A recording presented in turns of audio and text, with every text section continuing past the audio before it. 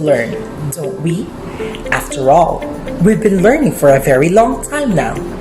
However, more often than not, we are mostly concerned on what we are learning.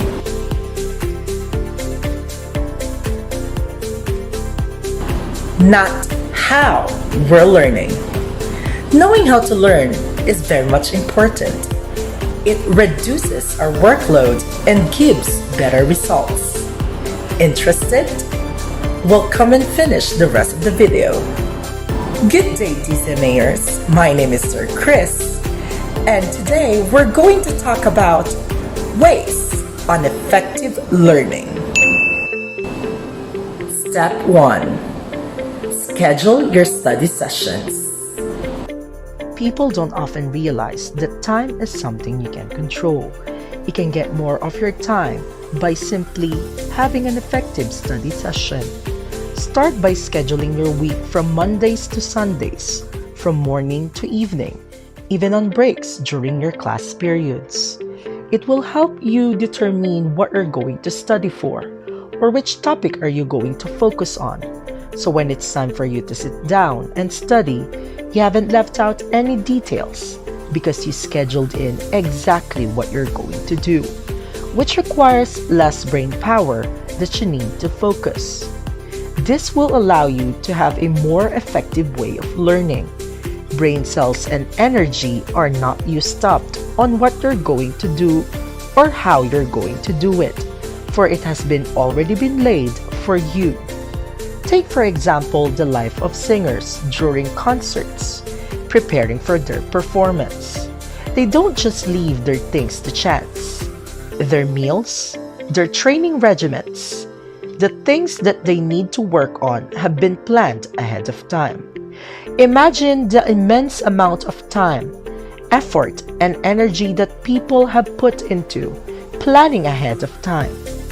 Also, you can use the help of the people around you to help you achieve your goals. So what are you waiting for? Start your study sessions today. Step 2. Spaced repetition.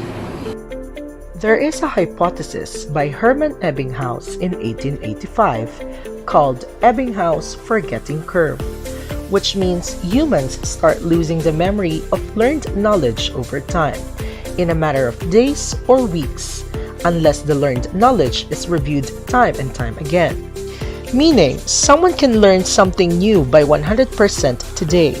Tomorrow, it will be decreased to 75%, so on and so forth, until nothing is retained in the memory. So how are you going to space your repetition? All you have to do is study a topic on day 1. Come back to it on day 3 or day 5 and space your repetition out. Meaning, the more you repeat things, the deeper the memory becomes. So, you have to find that perfect study habit. By doing the habits, you make things easier and easier to do. But, how are you going to build your study habit? Start small, and you may progressively do it harder and harder.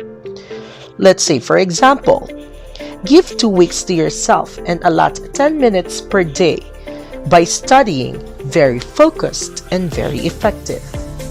Next, give another 2 weeks, but this time allot 20 minutes, very focused and very effective.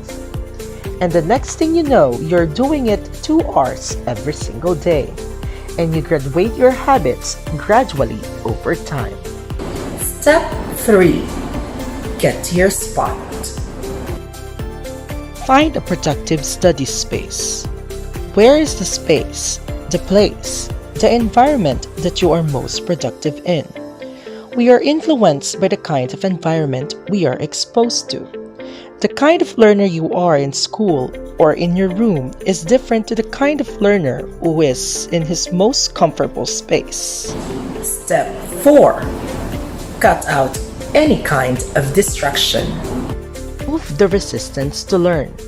Don't have any kind of gadget next to you that will be a hindrance to your studies. Turn it off or put it in another room. Remove any kind of distraction, such as people or your pets. Go somewhere where you can focus on studying, so less effort and energy would be required to focus. Step 5. Increase your fuel to study. Increase your motivation by thinking and writing down why you are doing this. Why is there a need to study? Why do you want effective learning? I am doing this because I want to be a successful teacher, a doctor, a business person, an engineer, an entrepreneur. Remember that success is a setup, so plan for success. It does not happen as an accident. Have the hunger to learn and gain more knowledge. Set yourself for success and do everything to achieve it. Step 6. Work hard. Hard work is going to beat talent if talent doesn't work hard. It's not just about your genetics or what you are capable of. You might be the smartest, but if you don't work hard more than the 30 or 40 people in your room, they're going to beat you or even destroy you. And when it comes to that time of the exam, they put in more efforts than you. They studied better than you. They reviewed the test papers, and they were sharper at that moment, like a samurai who keeps his sword sharp. When the moment came to strike, hesitate. They are only as sharp as they can possibly be. Focus in putting in the hours. Work hard and play hard. Step 7. Be like the lecturer.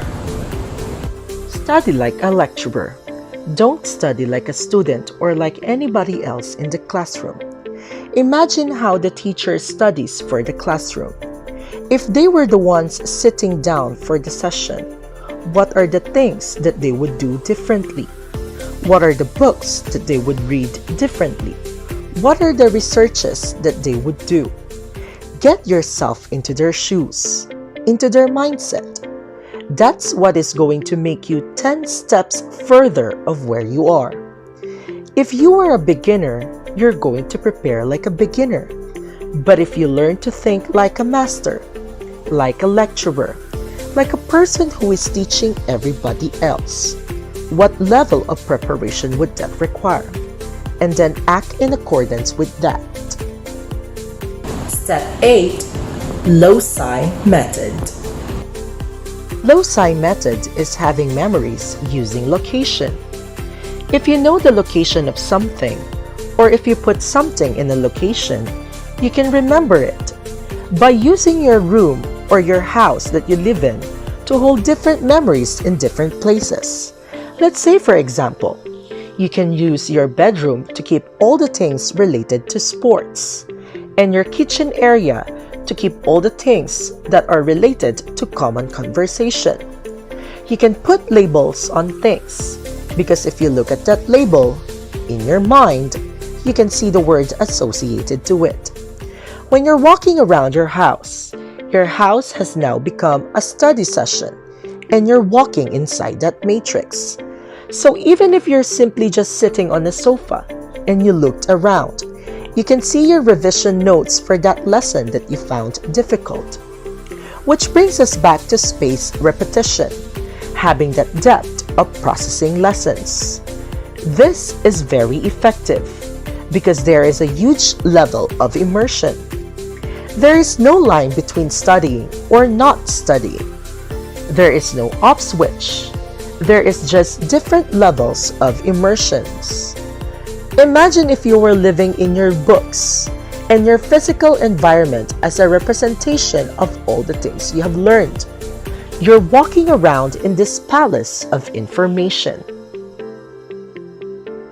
In the end, there is no end to education, because learning new things is a never-ending process. It's not just about reading a book or passing the exams. And that's it. You're finished. The whole of life is a process of learning, from the moment that you were born to the moment that you die.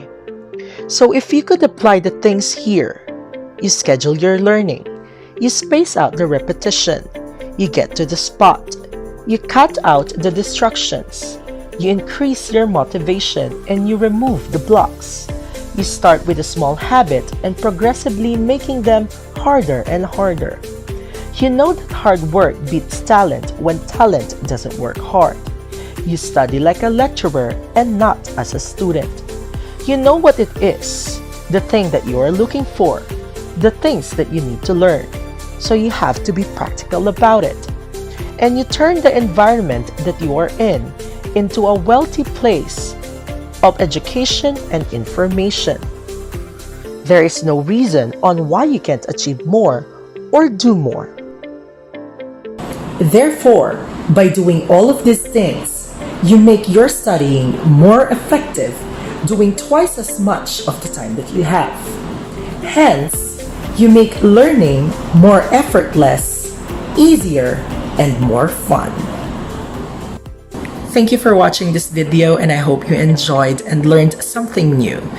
Again, don't forget to like, share, and subscribe to our channel. This is Sir Cris, now signing off. Bye, TCMayerS!